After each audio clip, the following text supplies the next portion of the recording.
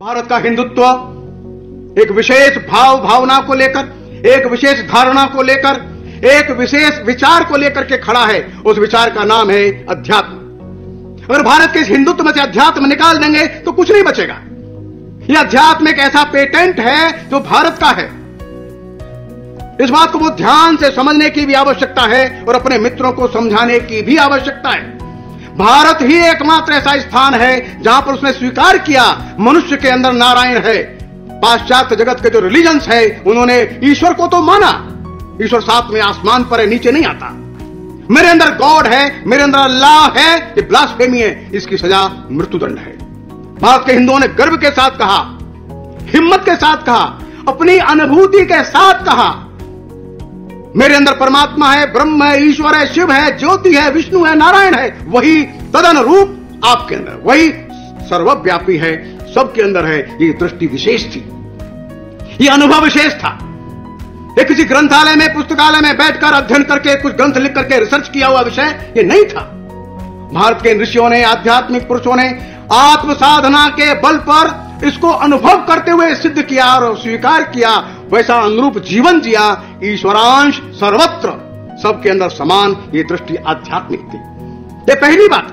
और इस आध्यात्मिक दृष्टि के कारण से इसका दूसरा प्रोलिफरेशन था, ये दृष्टि एकात्म हो गई। जब मैं कहता हूं मेरे अंदर शिव, नारायण, ब्रह्म, ईश्वर है, आपके अंदर है, वो गरीब के अंदर है, वो अमीर के अंदर है, वो रोगी के अंदर है, विद्यार्थी के अंदर है, शिक्षक के अंदर है, इसे एकात्म बोध हो गया।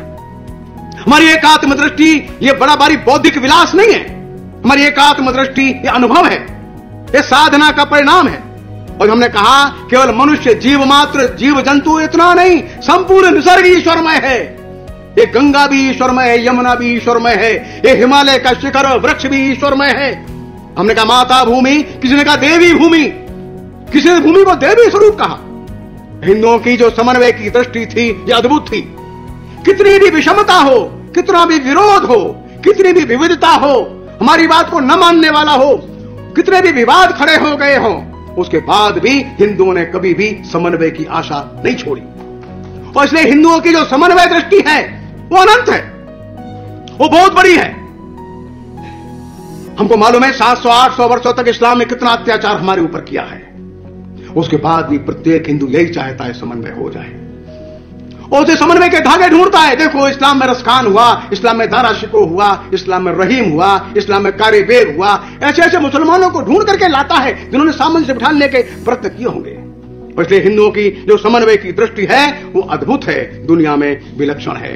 जब किसी वैदिक ऋग्वेद के ऋषि ने कहा था एकम सद्विप्रा बहुधा वदंती, तो उस ऋषि के चरणों में प्रणाम करने का मन आज भी करता है।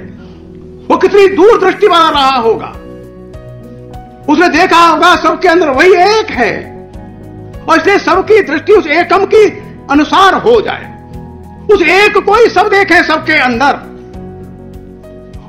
और एक को सबके अंदर देखते देखते वो ये देखें ऐसा हजारों लाखों करोड़ों लोग होंगे जो उसके मन के अंदर, उसके मन के अनुरूप विचार नहीं करते होंगे, फिर भी उनके अंदर वो एक है।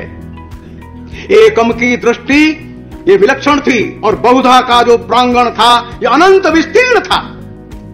हम कह सकते हैं ये समन्वय का ये महाआदेश था, ये समन्वय का महावाक्य था। और भारत की धरती पर आज तक उस ऋग्वेद के ऋषि से लेकर आज तक कोई पंथ, कोई संप्रदाय, कोई विचार ऐसा खड़ा नहीं हो सका जो इसका विरोध कर सके। वो जैन होंगे, बौद्ध होंगे, सिख होंगे, वो शैव होंगे, वैष्णव होंगे, आर्य समाजी होंगे, वे लिंगायत होंगे, कबीरपंथी होंगे, रैदासी होंगे, वो शैव मत को मानने वाले वीर शैव होंगे, या जो आसाम के मणिपुर के लोग होंगे, या ट्राइबल होंगे। एकम सद्विप्रा बहुधा वदंती के अनुरूप ही अपने को सिद्ध करने में उनको आनंद भी है और शांति भी है। हिंदू की दृष्टि जो है तब से बनी आज तक।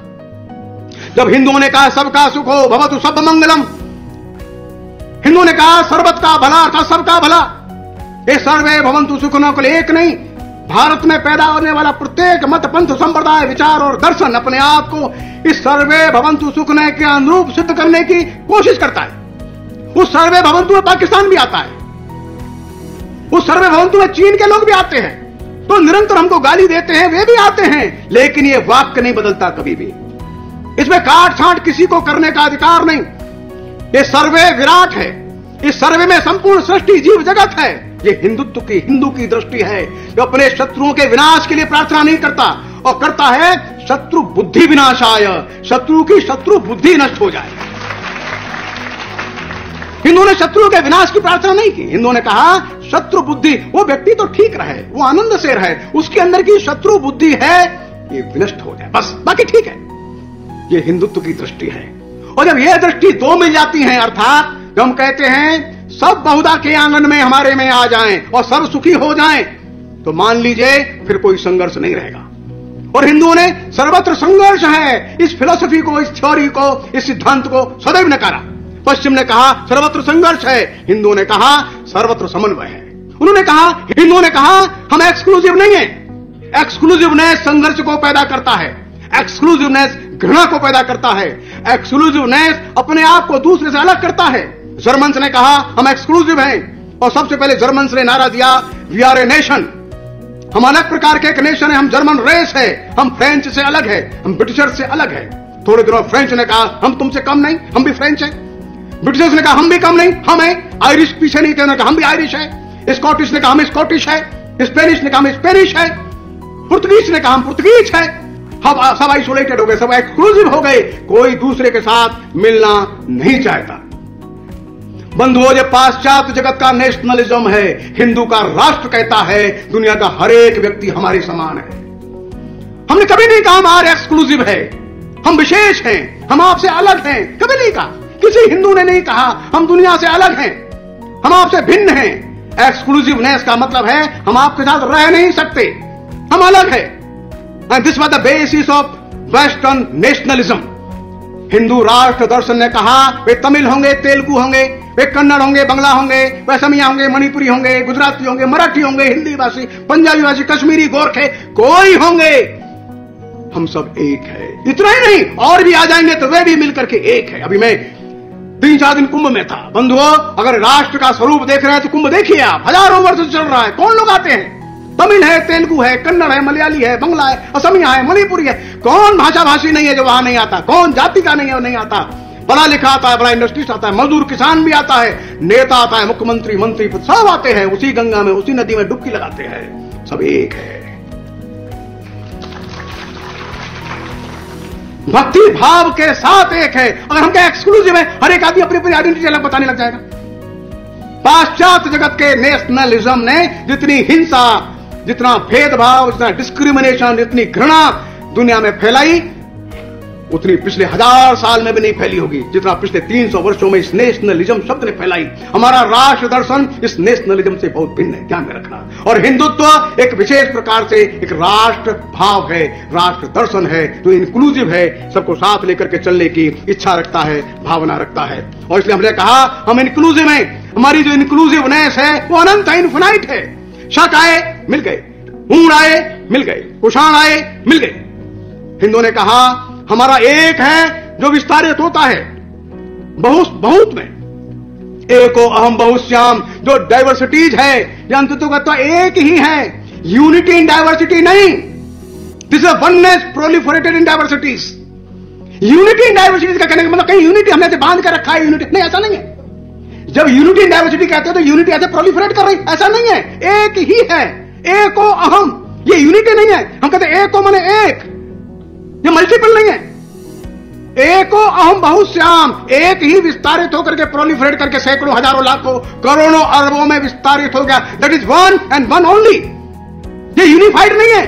जब हम कहते हैं यूनिफाइड, इसका मतलब बेसिकली बहुत चीजें इकट्ठी करके बांध दी गई है, ऐसा नहीं है। तो यूनिटी इन डाइवर्सिटी ये छोटा पड़ जाता है हिंदुत्व के दर्शन के लिए। हिंदुत्व का दर्शन कहता है एको अहम, मैं एक ही हूं, बहुश्याम, सबके अंदर भी मैं ही हूं।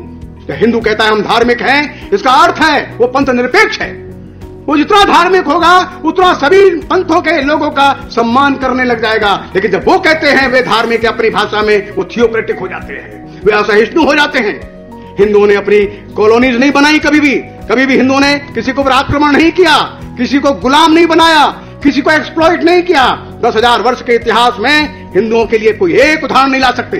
चीन के पुराने राजदूत बताते हैं 2000 वर्षों तक भारत के लोगों ने हमारे ऊपर शासन किया है। वो शासन आध्यात्मिक था, एक रक्त की बूंद बहाए बिना। और इसलिए भारत का हिंदुत्व दुनिया को प्रेम करना सिखाता है, दुनिया को आत्मीयता का भाव सिखाता है। अपने लिए कम से कम उपभोग करके दुनिया को दे दो, वही सिखाता है। सारी दुनिया, सारा विश्व, सारी सृष्टि, संपूर्ण ब्रह्मांड एक है, एक आत्म है, यह सिखाता है। जब ये भाव रहता है तो असहिष्णुता नहीं रहती, इंटॉलरेंस नहीं रहता, एक्सप्लॉइटेशन नहीं रहता, भेदभाव नहीं रहता। असहिष्णुता और आक्रमण करने के लिए सेना सजाने का काम धीरे धीरे बंद हो जाता है। और इसलिए भारत का जब एटॉमिक एक्सप्लोजन होता है, अटल जी कहते हैं बुद्ध मुस्कुराए। बुद्ध अहिंसा के प्रतीक है। भारत का एटॉमिक एक्सप्लोजन इस बात का प्रतीक है, हम विश्व की शांति के लिए इसको ले रहे हैं। हम डालेंगे नहीं किसी के ऊपर, लेकिन दुनिया इसका उपयोग न करे हमारे ऊपर, इसलिए खड़ाए थे। इसलिए कहा बुद्ध मुस्कुराए। बुद्ध अहिंसा के प्रतीक थे। भारत का एटम बम, भारत का एटॉमिक एक्सप्लोजन अहिंसा का प्रतीक है।